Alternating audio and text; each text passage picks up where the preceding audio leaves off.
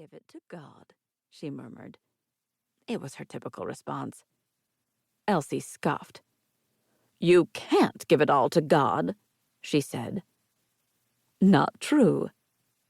As far as Hattie was concerned, a person certainly could give it all to God, everything from financial problems to not being able to open a new jar of pickles. Trust in the Lord for all things. "You shouldn't bother God with the trivial stuff," Elsie said for what was perhaps the 100th time this month. It was a regular argument between them. If you can't trust God with pickle jars, how can you trust him with money? Elsie harumphed. "You know, you could use a little positivity in your life," Hattie said. "What's positivity got to do with me?" But Hattie was already on a roll. "People get along without positivity day in and day out," she continued. "But are they successful? Are they happy?" "I don't know about happy, but there's one who's successful." She nodded toward Christian Beachy. "If I had to live with Melinda, I'd be grumpy too," Hattie admitted. Elsie shook her head. "Some of us are happy just the way we are." "Is that so?" Hattie asked. "It is," her cousin countered. Hattie frowned at her. "You might be, but you can't honestly believe that a man as grumpy as Christian Beachy is happy." That went against every part of Hattie's heart. A man that grumpy, he needed a lot of things, and happiness was assuredly at the top of that list. "Want to bet?" "I do believe gambling is a sin," Hattie shot back.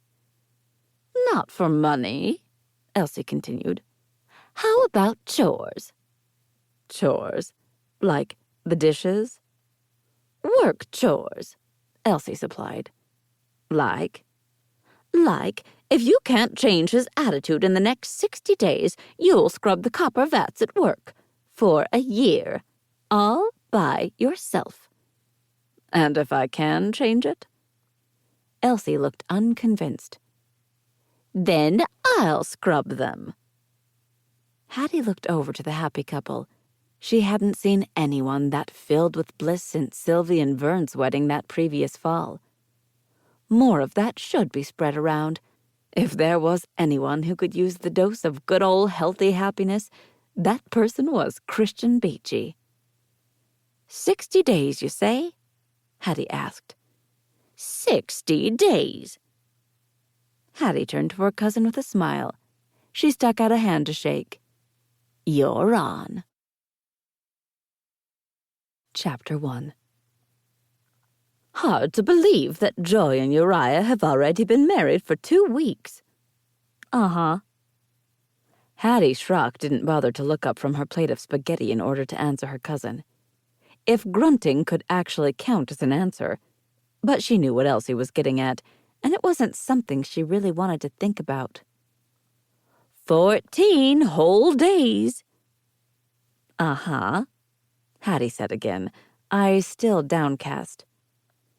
It's amazing how time flies. Now that was something Hattie could agree with, and running from the situation was not going to make it any better. God give me strength. Hattie pulled in a fortifying breath of air the good Lord had provided, then propped her elbows on the table and met her cousin's mischievous gaze. No, mischievous wasn't quite the look. Elsie was a little too much of a worrywart to be mischievous, but she was definitely trying to get her digs in tonight. Go ahead and say it, Hattie commanded. Say what? Elsie had the nerve to look innocent. I was just talking how it's funny that it's already been 14 days since Uriah and Joy got married. Hattie rolled one hand in the air in front of her. And? She drew out the word until it had 3 complete syllables. Oh! Elsie's eyes grew big in mock surprise. You're talking about the bet. Hattie shook her head, tossed her French bread back onto her plate. Of course I'm talking about